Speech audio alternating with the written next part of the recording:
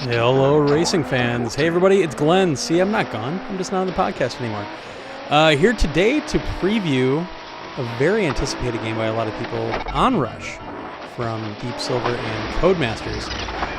Obviously, this is a game that a lot of people have been looking forward to since a majority of the team is from the team that made Drive Club and the MotorStorm series, Evolution Studios. But before we get into all that, just want to give you a couple of notes. First off, this is a preview build of the game. This is running on a standard PlayStation 4, not a Pro. This is on a PS4 standard and actually running off of a test kit. So what you see, anything you see or hear, could be changed by the time this game comes out in 3 weeks.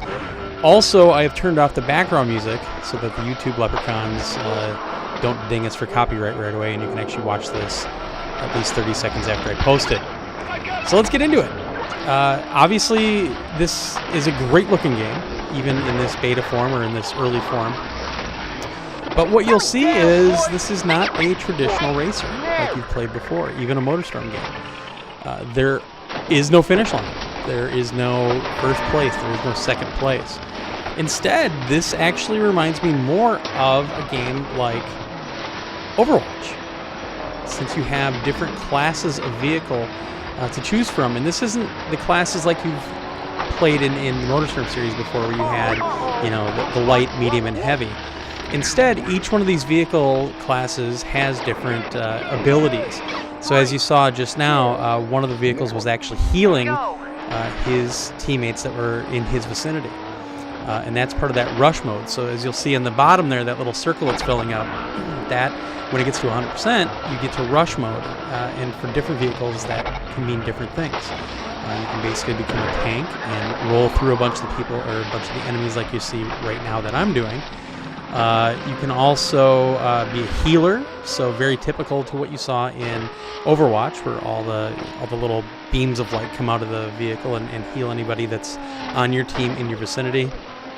There's also one where kind of this wave comes out of the back of your vehicle and it'll push your enemies off to the side of that wave, and it actually works really well. You'll see it later in this video where that happens to me, and it actually runs me right off the road and makes me crash. So pretty cool abilities, and there's a lot of learning to be done here. This isn't just the typical pick it up and play, which you can do, but if you want to be effective in this game, you really need to learn kind of what the strengths and weaknesses of all the different vehicles are.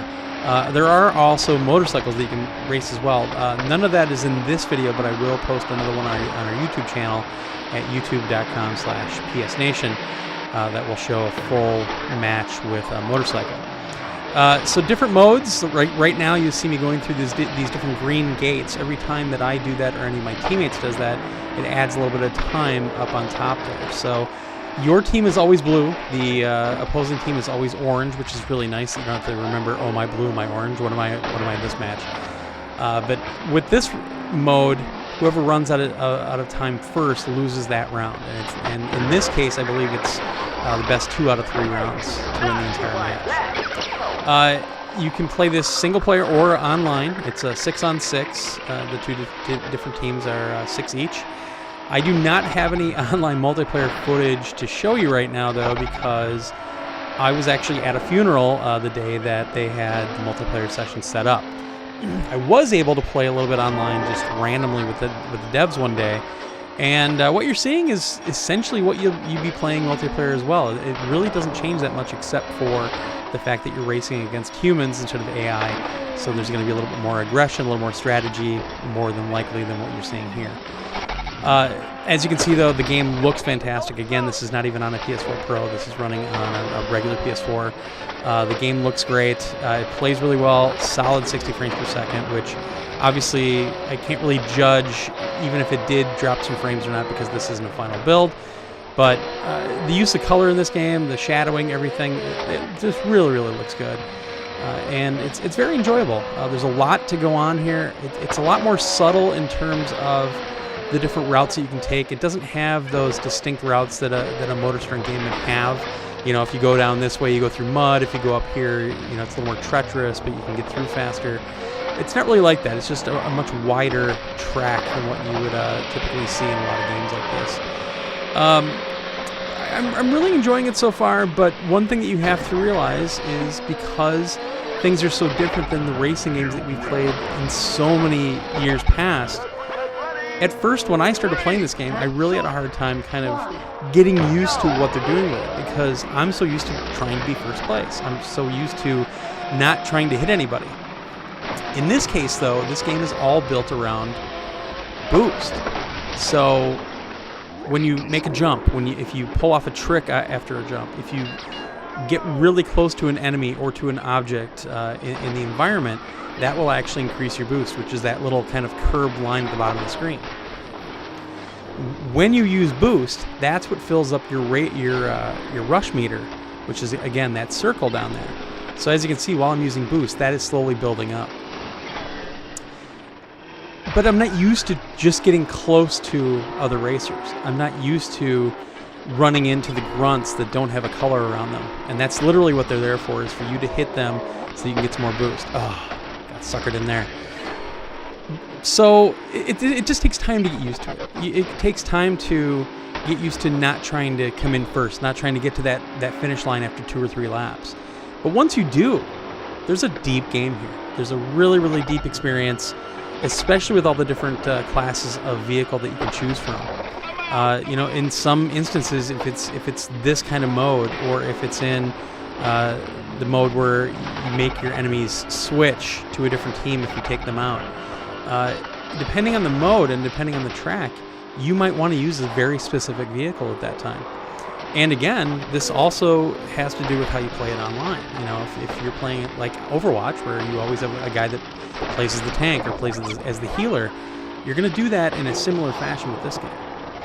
So we'll be posting a couple more videos up on the YouTube channel. The beta comes out on May 15th. We will have some codes to give away for that, so keep your eye on twitter.com/psnation. And watch out for this game coming out on June 5th for PS4 and Xbox One. I'm really enjoying this game quite a bit so far. Again, it's not the final, so this is not a review in any sense of the word, and things could change in the next 3 weeks. Who knows? But give this one a chance, and if you can, play the beta. I think that's going to be a great indication if you're going to enjoy the game or not. And you know, just look at it. It looks fantastic, and you know, that's the funny thing. It feels more like a MotorStorm game because of how it looks and how it plays. But it's a very, very different mechanic than what we're used to playing in a racing title. And quite frankly, I can't compare this to any other racing title. And that's the funny part about me saying that this is more like an Overwatch, or even a Team Fortress 2, which is very class-based. It's an interesting concept. I think it works pretty well. I haven't gotten tired of it yet, and I've been playing it quite a bit. What you're seeing is actually from the very beginning of the single-player experience, which is pretty deep, so you don't have to play this multiplayer either. It seems like the single-player is quite deep. I think there's going to be some kind of loot box stuff in the game, but they haven't really discussed that yet. But I don't think it's anything that you need to worry about. It looks like there's a ton of stuff that you can just unlock through normal play, the way things look. So I think they've got a pretty interesting design here, and I'm very curious to see how this gets deeper and deeper as you get in. But keep your eyes on psnation.com. I'll definitely be talking about this more, and who knows, maybe I'll even pop up on the podcast to talk about it. We'll see what happens. Thanks very much for watching, and hopefully we'll see you all soon.